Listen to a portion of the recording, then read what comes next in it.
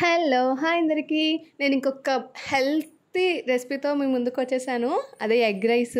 Egg rice అంటే చాలా healthy బేబీస్‌కైతే.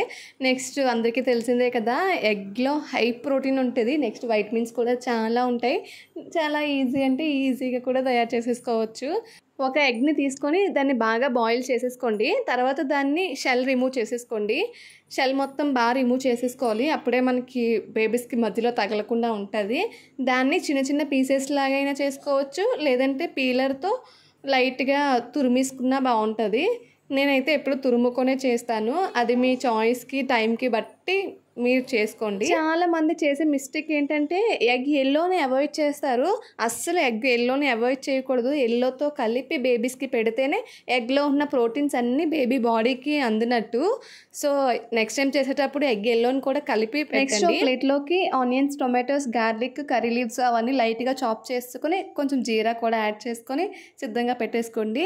Next ఒక బౌల్‌లోకి రైస్‌ని బాగా స్మాష్ చేసేసి రెడీగా పెట్టుకోండి.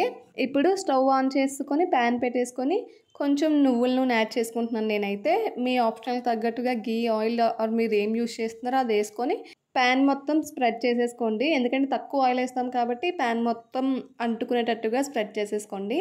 తర్వాత ఇందాక ప్లేట్లోకి చాప్ చేసుకొని పెట్టుకున్నాం కదా, జీరా, ఆనియన్స్, టొమాటో, గార్లిక్ పీసెస్ వాటిని కూడా ఒక్కొక్కటిగా వేసుకొని లైట్గా ఫ్రై చేసేసుకుందాము. అవి లైట్గా ఫ్రై అయిన తర్వాత మన రెసిపీకి మెయిన్ ఐటమ్, కింగ్ ఐటమ్ ఇందాక తురుము పెట్టుకున్నాం కదా ఎగ్ని, అది కూడా వేసేసుకుందాము. ఇప్పుడు దాన్ని కూడా బాగా ఫ్రై చేసేసుకుందాము.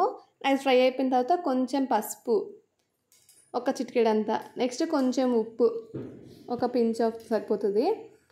తర్వాత కొంచెం పెప్పర్ పౌడర్ యూస్ చేస్తున్నాను నేను స్పైసీనెస్కి. ఇది కంప్లీట్లీ ఆప్షనల్, మీకు కావాలంటే స్కిప్ చేసుకోవచ్చు. ఇవన్నీ కూడా బాగా మిక్స్ అయ్యేటట్టుగా ఫ్రై చేసేసుకుందాము.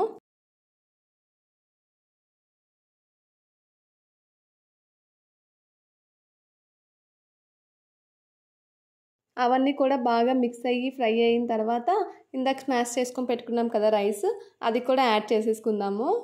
అది కూడా యాడ్ చేసుకొని బాగా కలిపేసుకుందాము. కొంచెం వాటర్ యాడ్ చేస్తున్నాను.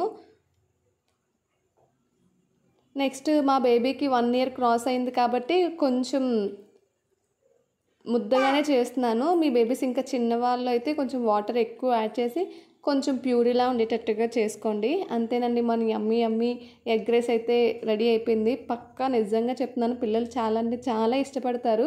ఎప్పుడు నార్మల్ ఫుడ్డే కాకుండా అప్పుడప్పుడు ఇలా కొత్త ఫుడ్స్ కూడా పెట్టి చూడండి. నెక్స్ట్ ఎగ్స్ తినని పిల్లలకైతే ఇది బెస్ట్.